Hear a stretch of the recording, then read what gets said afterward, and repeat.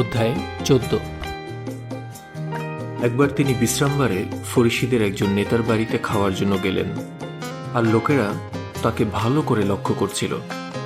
আর দেখো, তার সামনে এমন একজন লোক ছিল যার শোথ রোগ হয়েছিল। তখন যিশু ব্যবস্থাবেত্তাদের ও ফরিসীদের জিজ্ঞেস করলেন, বিশ্রামবারে সুস্থ করা কি বৈধ নাকি বৈধ নয়?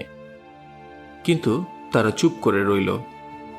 তখন তিনি সেই ব্যক্তির উপর হাত রেখে তাকে সুস্থ করলেন, পরে তাকে বিদায় দিলেন।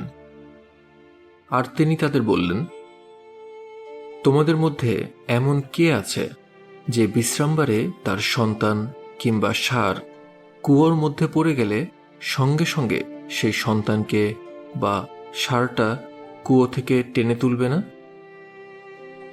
তারা তার এই কথার কোনো উত্তর দিতে পারল না। তিনি যখন দেখলেন আমন্ত্রিত অতিথিরা নিজেদের জন্য প্রধান প্রধান স্থান বেছে নিচ্ছে, তখন তিনি একটা উদাহরণ দিয়ে তাদের বলতে লাগলেন, কেউ যখন তোমাকে কোনো বিবাহ ভোজে আমন্ত্রণ জানায়, তখন সবচেয়ে প্রধান স্থানে গিয়ে বসো না। কি জানি, সেখানে হয়তো তোমার চেয়েও সম্মানীয় কোনো ব্যক্তিকে আমন্ত্রণ জানানো হয়েছে। আর তোমাদের উভয়কে যে আমন্ত্রণ জানিয়েছে সে এসে তোমাকে বলবে, এই ব্যক্তিকে তোমার জায়গায় বসতে দাও। তখন তোমাকে লজ্জিত হয়ে সবচেয়ে নিচু স্থানে গিয়ে বসতে হবে। কিন্তু তোমাকে যখন আমন্ত্রণ জানানো হয়, তখন সবচেয়ে নিচু স্থানে গিয়ে বসো, যাতে যে ব্যক্তি তোমাকে আমন্ত্রণ জানিয়েছে সে যখন আসবে তখন তোমাকে বলবে, বন্ধু, আরও ভালো স্থানে গিয়ে বসো।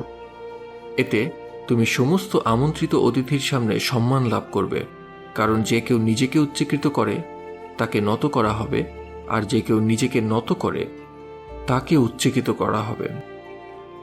পরে তিনি যে ব্যক্তি তাকে আমন্ত্রণ জানিয়েছিল তাকে বললেন, তুমি যখন দুপুরে কিংবা রাতে ভোজের আয়োজন করো, তখন তোমার বন্ধু বান্ধব কিংবা তোমার ভাই বোন কিংবা তোমার আত্মীয় স্বজন কিংবা ধনী প্রতিবেশীদের আমন্ত্রণ জানিও না। এতে তারাও হয়তো তোমাকে পাল্টা আমন্ত্রণ জানাবে আর তুমি প্রতিদান পাবে। কিন্তু যখন ভোজের আয়োজন করো, তখন দরিদ্র, নুলা, খোড়া ও অন্ধ ব্যক্তিদের আমন্ত্রণ জানিও।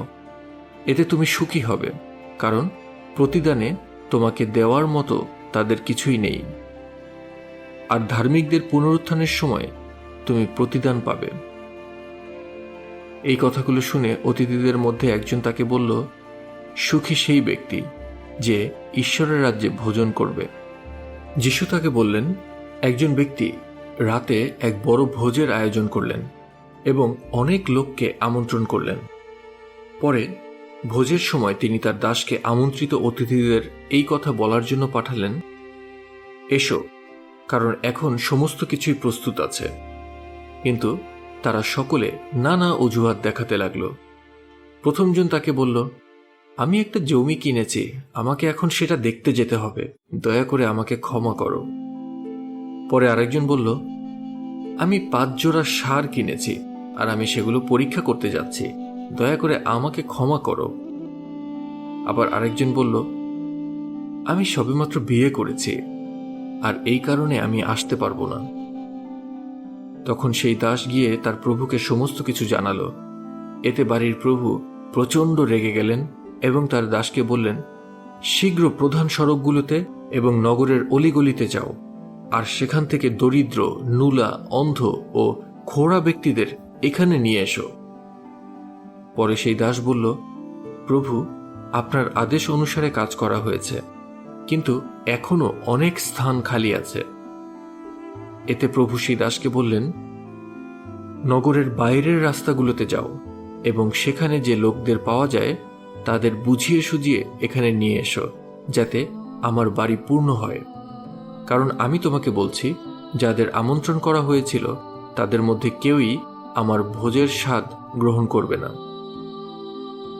একবার অনেক লোক যিশুর সঙ্গে যাচ্ছিল, আর তিনি তাদের দিকে ঘুরে বললেন, যদি কেউ আমার কাছে আসে আর নিজের বাবা কি মা কি সন্তান কি ভাই কি বোন, হ্যাঁ, এমনকি নিজের প্রাণকেও ঘৃণা না করে, তাহলে সে আমার শিষ্য হতে পারে না।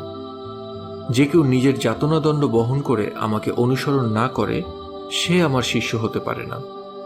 তোমাদের মধ্যে কেউ যদি একটা দালান নির্মাণ করতে চায়, তাহলে সে কি প্রথমে বসে ব্যয় হিসাব করে দেখবে না যে সেটা সম্পন্ন করার মতো যথেষ্ট টাকা পয়সা তার আছে কিনা?